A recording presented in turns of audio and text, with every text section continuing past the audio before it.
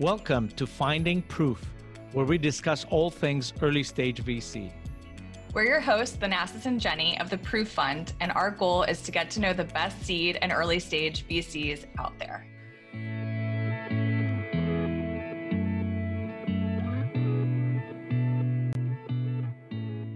In this episode, we're speaking with Rajul Garg, who is the founder and managing partner of Leo Capital, a seed and early stage fund investing in tech companies out of India or comprised of Indian entrepreneurs.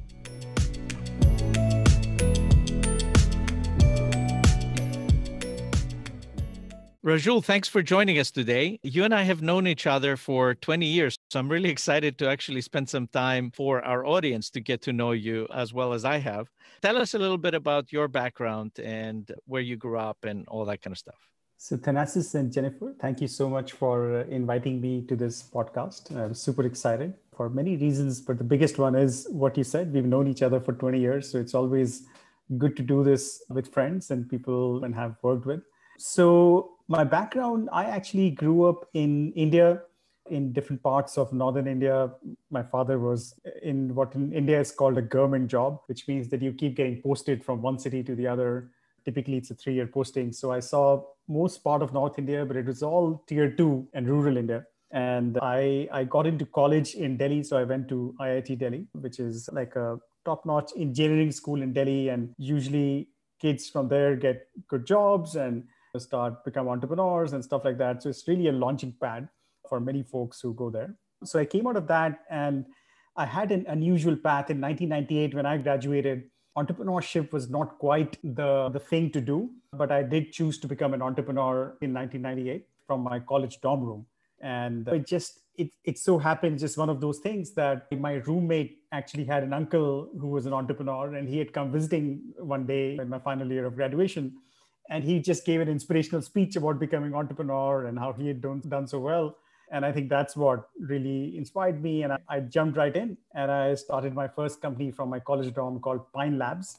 And the co-founder who joined a year later. And one thing led to another. We got some customers. I had a cousin who was working with one of the big oil companies, and they were looking to get into automation of petrol pumps using smart cards and chip cards. So ended up doing that work for them. So did that for 2 years, and company was actually doing okay. But as many entrepreneurship journeys, it wasn't really a blockbuster or anything at that point of time. There was no hockey stick. It was just grunt work, linear, 2 years, and survival and stuff like that. And during those 2 years, I met my other two co-founders in Global Logic, Sanjay and Manoj. So they were actually looking to start what at that time was called Indus Logic and later on became Global Logic. They were looking to have an India co-founder, and we had a common friend, and they literally came on a plane to Delhi and were sitting in a hotel lobby interviewing potential co-founders. And we all met. I guess we really liked each other. So they were carrying this report of how B2B is the next big thing, and XML was everywhere and stuff like that. And it sounded very exciting. And so all 4 of us joined hands and started Indus Logic. This was, I think, spring of 2000. I think that's when we met, or rather late 2000. But Global Logic is now a multi-billion-dollar value company, and so is Pine Labs, which was spun out of Global Logic. So you have given birth to 2 unicorns, basically, in essence. So briefly talk about what Global Logic does now and what Pine Labs does. Yeah, so Global Logic today is a leader in outsourced product development, and it's an outsourcing offshoring play. But they target the CTOs for new product development versus the traditional CIO for in-house development. So like an example customer would be what? Like a Google would be a customer, or a Microsoft would be a customer, right. Or Telcordia, or now so extending their in-house engineering teams in essence. Correct. And it has, I think, over a period of time now graduated to also working for automotive companies, working on new car launches and all that good stuff. Right. So yeah, the company's grown, and as it's a multi-billion-dollar company today, but we've all exited somewhere during the journey. And Pine Labs is also now a unicorn, right, in India? It is. So Pine Labs, over a period of time, and it has its own journey where it was part of Global Logic and then spun off. But now it is, I would say, think of it as a square of India. It's still the machine that sits there is not that square, sexy machine like Square is, but it does the same job. And you see it everywhere. You go to a restaurant, you go to a mall, you go shopping, you see it everywhere. Literally 70% chance that you swipe your card and it'll be a Pine Labs machine. Wow. And so how has your background and experience as an entrepreneur shaped you into the investor that you are today? I think significantly, Jennifer, I would say, because I'm basically hardcore, homegrown, bottom-up entrepreneur. Mm-hmm. And my worldview was always like that. So when I look at my current life as an investor, so first thing I look at is just a much more bottom-up view of things versus, and then I add on top-down of it. But I think because I've been there in the basement and for quite a few years, like all entrepreneurs, so I think I spend a lot of time with the team and try to understand if they have just the wherewithal and the ability to carry on and build a large company and ability to swallow some pain, see some changes, stuff like that. And also how companies look very early.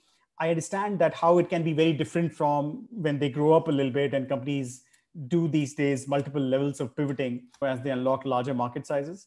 So I think I'm able to see that very closely. I think what I've seen myself do is that I'm a good deal picker at a very early stage level. Right. I think just because of that, I think just assessing the team and the market opportunity very quickly. But it's all been influenced by my experiences. That makes a ton of sense. So on that note, let's segue into Leo Capital. Tell us a little bit about your strategy, your focus, average check size, all that good stuff. So Leo Capital was born organically from my angel investing days. So my journey has been entrepreneur to angel investor to fund manager. Right. So I was investing my own money for a few years. And then Leo Capital is now 3 years old. We started right at the beginning of Q1 of 2018. So we are an early stage venture capital tech fund, very classical. I wouldn't say, I think not very dissimilar to how NAV was or Draper Atlantic was when they invested into Global Logic back in 2000. So our average ticket size is typically 1 to 2 million. We are usually the first institutional investor. We are basically we are a more horizontal fund. So we do all kinds of tech plays. And in India, the tech plays usually are the ones which relate closely to GDP growth, which is things like content, commerce, logistics, fintech, health tech these days, edutech, and more tech and more software is entering these sectors. So that's basically our investment theme, to ride on the India growth story predominantly and invest in these sectors. And what made you decide to start your own fund? And what was that experience like? So the journey was more organic for me because I was investing my own money for a few years. Mm-hmm. And it was either become an entrepreneur again or start a fund or join a fund. Those were the realistic options for me at that point of time. And I think starting a fund sounded like a lot of fun. I thought it gave me the right independence and the right exposure to entrepreneurs that I had always relished and enjoyed. Because I think even in Global Logic, back in Global Logic days, over years, I was shifted to buying companies. So for a few years, I was looking at buying companies, which was again, and that's when my journey of picking entrepreneurs started, actually. And I've been doing that now for 15 years. So I think it felt like a natural next step for me to just step up the game a little bit from an angel to a fund. But I would say still, I did not fully get it. I thought it would be a lot similar, but it ended up being different in some key ways from angel investing. I think first, of course, just the whole aspect of raising a fund. I think I grossly underestimated it. I think we got it done, but it took a lot of time and a lot of effort and a lot of positioning, a lot of new things that I'd never done. Plus, also, I think fund brings in new kinds of elements to investing versus investing your own money. So I think all that has been actually a good learning exercise and great fun. I think today I feel much more comfortable sitting as a fund manager versus, let's say, 2.5 years back. Rajul, do you want to give us an example portfolio company and talk to us how you found them and why you were excited and how that fits into your strategy? Sure. So let me take an example of a company called Bull. So Bull is a Hindi word for canary, the singing bird. Actually, I think it's Arabic origins. And the company started about 2 years back, and it's a serial entrepreneur. So the guy who started it was earlier a co-founder of another internet company, Make My Trip, which is the largest travel company in India. And this was his next thing. And him and I have been friends for many years. He lives in Delhi, and so we've known each other. And he had this new idea of using video in commerce, essentially. So it's a video commerce site versus the Amazon and Flipkarts, which was acquired by Walmart here, are more text-based, just the way Amazon US is. So Bulbul had this new idea because in India, again, only 40-50 million people are English speaking and they are on the internet or they're buying online. The next 300-400 million, as they've come online, They don't have this natural behavior of comparison shopping and buying something. They're more window shoppers. So they want to hear something, they want to listen to something, and maybe they'll buy something. So we felt that it fits right into that thesis of internet growth in India and a very seasoned entrepreneur. So we invested in that. We were the first check into that, seed check. This one was pre-launched just mainly because of the profile of the entrepreneur and the large market space. The company has gone on to do very well. They've raised Series A, Series B. They have Sequoia in it now. They have a couple of other large investors in it. But I think that's one of the success stories, and right bang into the middle of India growth story, again, India internet growth story. And what's the best way to get your interest in new opportunities for a founder to pitch you? What do you look for? The best way is a referral, like most VCs would tell you, because we have a large portfolio at this point of time. And I think one of our founders refers somebody that does get immediate attention. But I do think in India, entrepreneurship is still developing. Mm-hmm. And we do still carry the burden of replying to even cold stuff that comes to us. So we never actually really let it go. So even the cold stuff that comes to us, just cold emails from our website or on LinkedIn and stuff like that, we do actually go through them and make sure that we're not missing out on anything. And we are actually also replying, just being a good citizen, good venture citizen. So we do that. And we just feel it's good karma and comes around in one way or the other. And we learn a lot just sifting through that. So I think the best way though is to come through referral, because that will guarantee you at least a meeting. So moving into the India ecosystem as a whole, it's the third largest VC ecosystem. I was reading recently that VCs and PEs have pumped about 34.6 billion across 700 deals since the beginning of the year. Talk to us a little bit about the dynamics of VC within India. So India, I would say the entire VC ecosystem is now about 20 years old. So Sequoia, and I think most global VCs landed here in early 2000s. I would say 2004, 2005. Literally, there was an article in which they were all shown sitting on a boat with Silicon Valley Bank. So there was a guy in Silicon Valley Bank who got them all for a trip to India. I think it's 2004 or 2005. And right after, a lot of VCs, Sequoia, Canaan, Lightspeed, Matrix, a bunch of them, gradually Draper, they started offices here. So that was, I think, the beginning of it.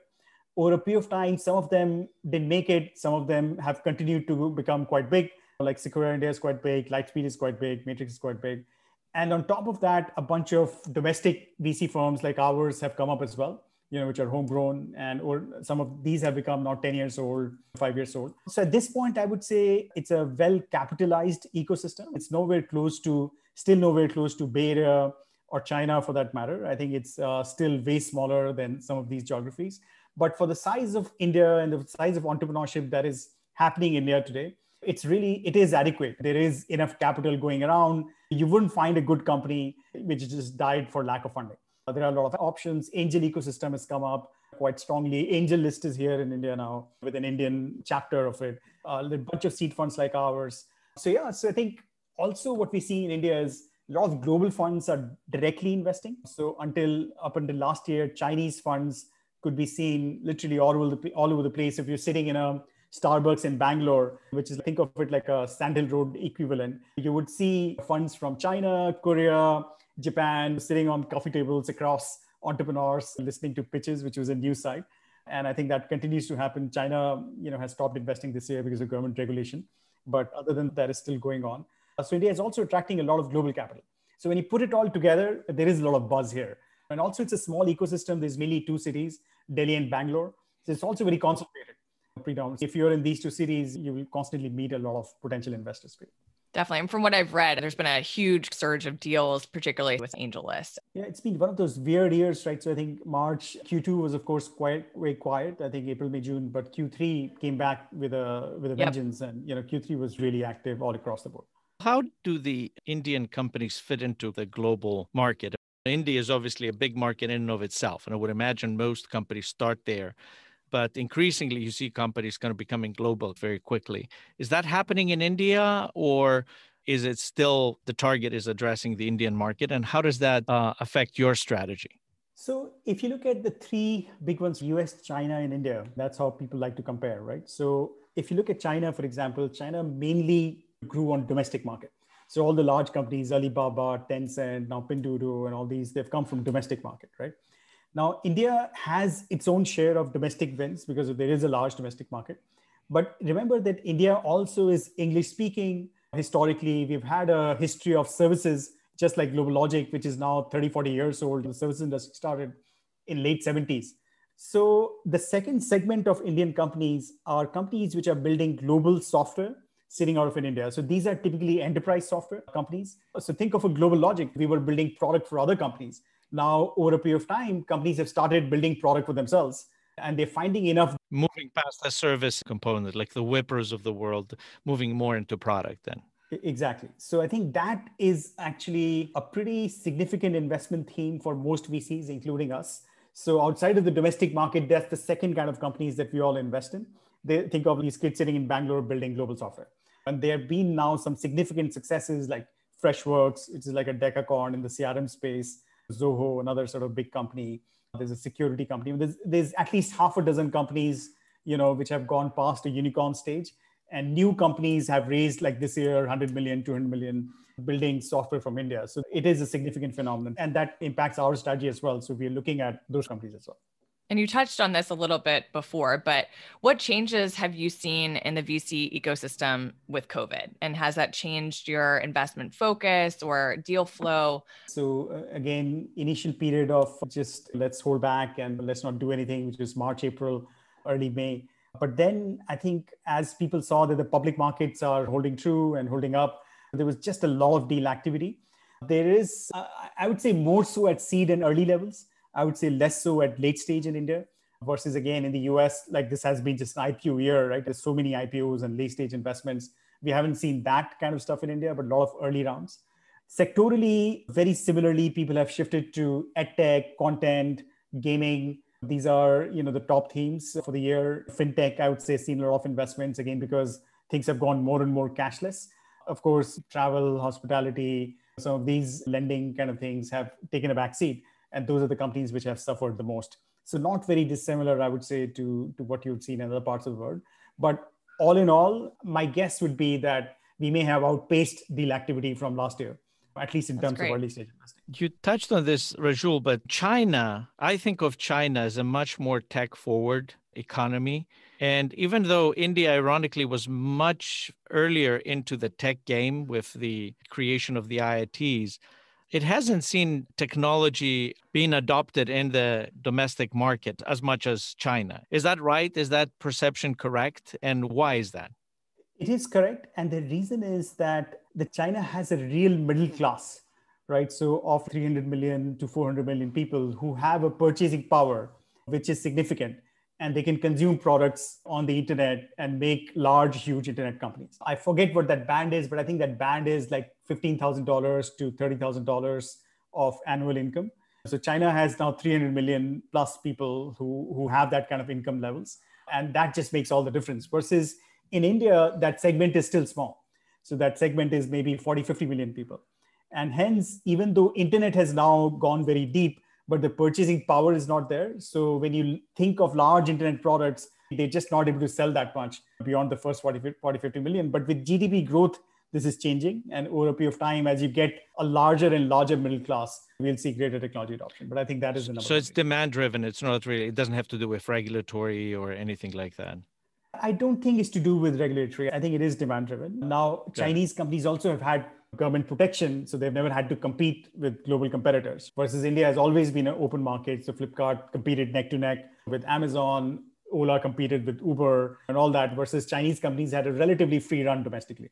So that makes it a little bit harder as well for Indian companies to become dominant in that sense. But it has happened. But I think the big reason, if I had to pick, it'll still be demand driven. Got it. And you had mentioned a little bit ago, Chinese investors being blocked. Could you speak a little bit more on that?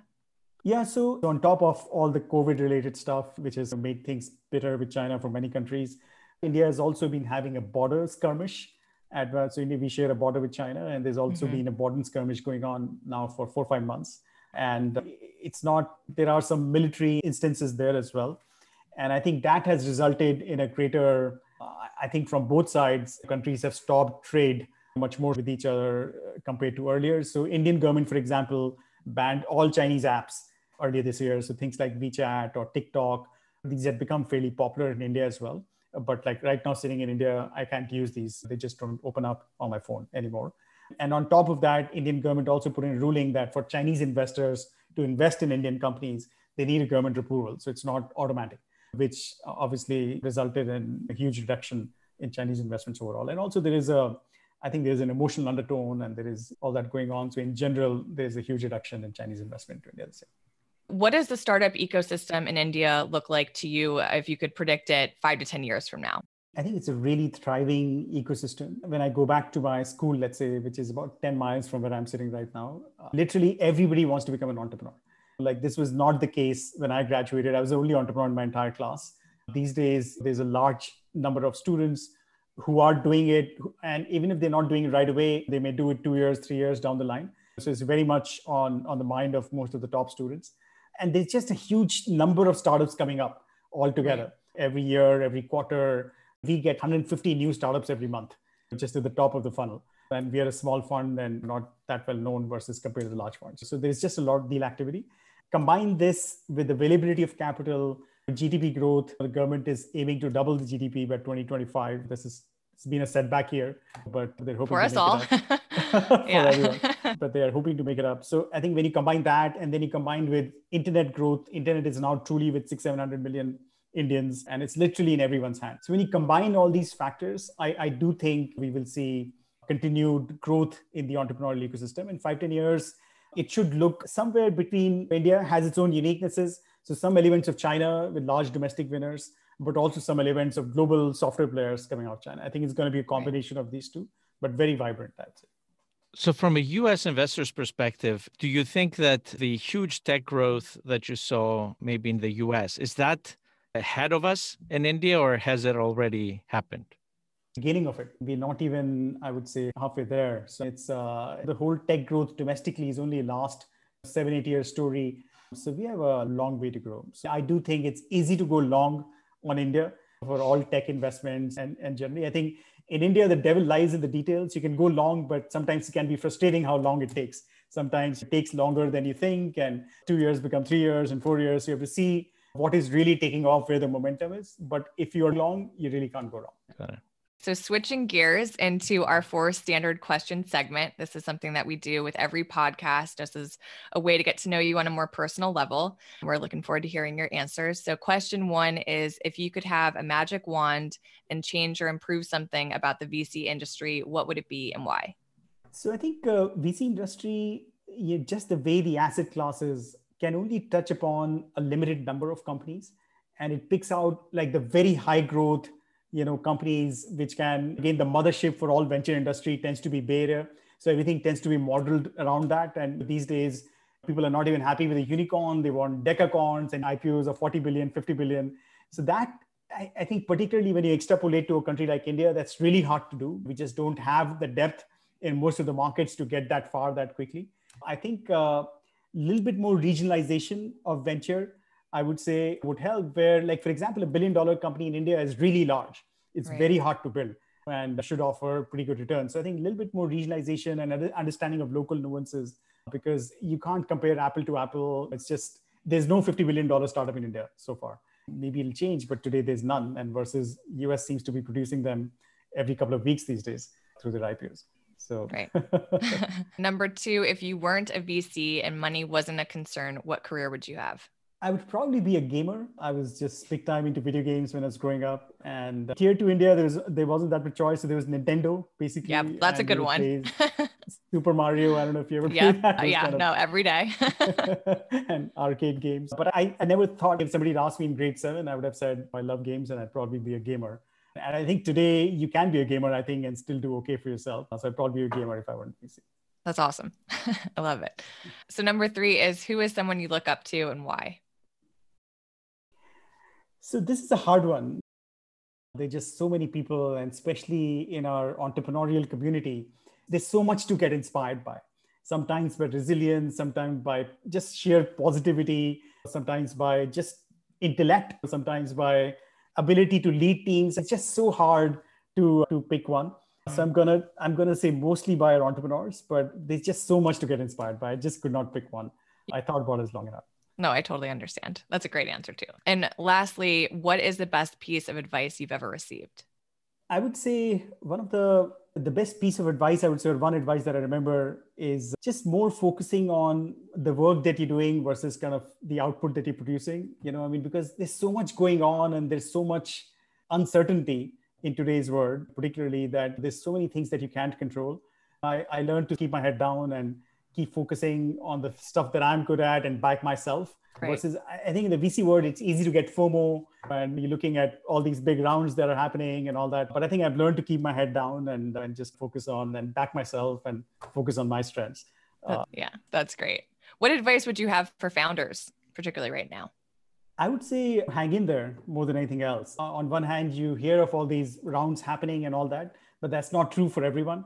And I know there are many founders who are in serious pain. If they have money, they don't have the business to support it. The business is still coming back. The main street is still suffering. So I would say just hang in there. And again, I would give the same advice, just keep your head down and hang in there. It'll all get better. Rajul, thank you very much for joining us today. We enjoyed learning a lot more about India and I guess the promise of India for years to come. Thank you. Thank you. I enjoyed that. And follow us on Twitter @ProofVC or on our website at proof.vc.